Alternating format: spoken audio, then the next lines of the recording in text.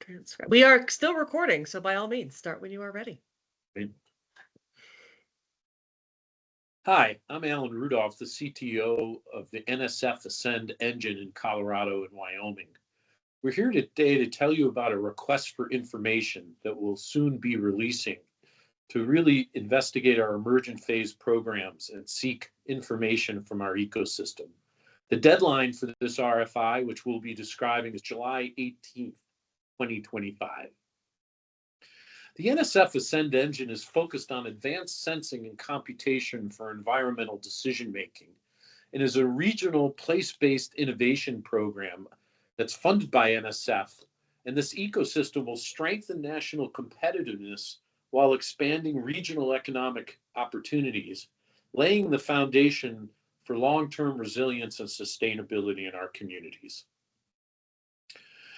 The program is a 10-year, $160 million award.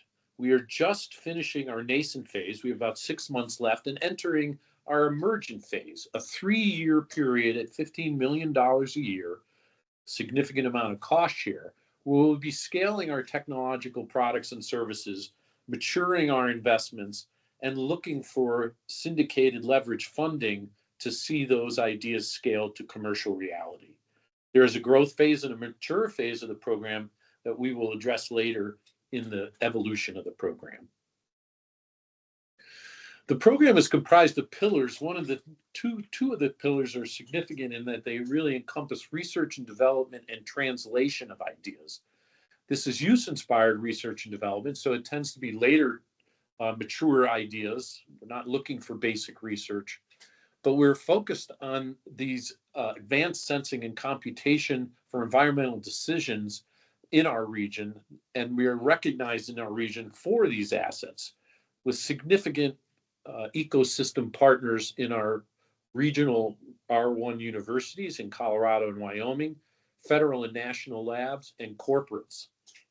And our focus in this program with our R&D and translation investments is focused on technical areas, advanced sensing, computation, and decision support, all geared towards resilience and climate resilience in wildfire preparedness and response, water quality and availability, soil health and productivity, and air quality.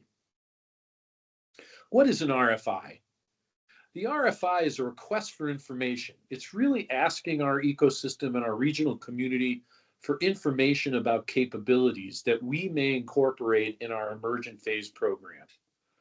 The RFI, the request for information, is structured as the program is against these technical areas, sensing, analytics, and decision support, and focused principally on 2 of those use cases, wildfire response and soil health, although we're interested in hearing about those other use cases as we'll describe shortly. Again, our responses from the community are due on July 18th. And I want to stress these are not proposals. We are looking for capabilities. And the RFI document, which you can access, will describe the kinds of informations and the questions we are asking about the capabilities you may have that we could use in the emergent phase. We will use that information to inform us on the emergent phase program and go right into discussions with those that have responded and others about the projects and investments we might make in the emergent phase of our program. That actual contracting is not likely to happen until January to March of 2026, although we will be back in touch with a subset of respondents after the RFI closes in August through September 2025. We will put out a summation of what respondents told us to the general respondents. There's a lot of information in the RFI as to how to respond, and we'll cover some of that here in a few slides. We'd like respondents to identify a program of interest. As I said, we're focused on programs A and B, but we leave a 3rd category for open contributions and respondents to the other use cases and Ascend-related information around our technical areas. We'd like respondents to identify either as a performer, someone who's actually capable of conducting R&D or translation work as a company, and has activity related to our programs of interest or our technical areas, and provide a set of information about those capabilities. Another way to identify us as a partner, where a partner can inform or shape our work. A partner is someone in our community or ecosystem, could be a community association, it could be a corporation, it could be a number of ways in which the influence of what performers are doing is shaped by a partner.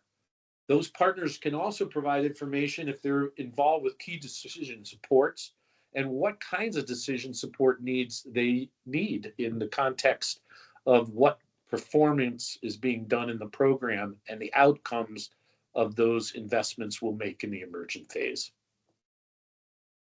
The technical area around advanced sensing has a number of questions and areas we'd like information about, capabilities, about the technology readiness level or TRL, the specification, sensitivity, specificity of any given sensing element, how it's particularly used, has it been deployed, what kind of testing has already taken place with it, how could it be integrated into a larger program, and what intellectual property is the basis of the sensing element or the technical area that had been filed and with whom.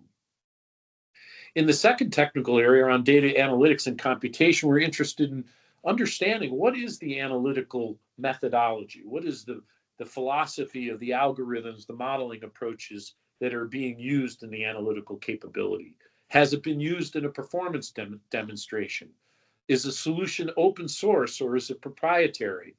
How is it interoperable with other partners in our program or with other elements in the information you would provide? And then what computational requirements does it have in order to scale it in terms of processing power or storage? The third technical area is really about decision support needs. What our program partners, again, as you see here, government, utilities, communities, industries, what are the key decisions that are being made around environmental threats, their response and prediction? What are the current tools that are being used in the decision support frameworks that you're using?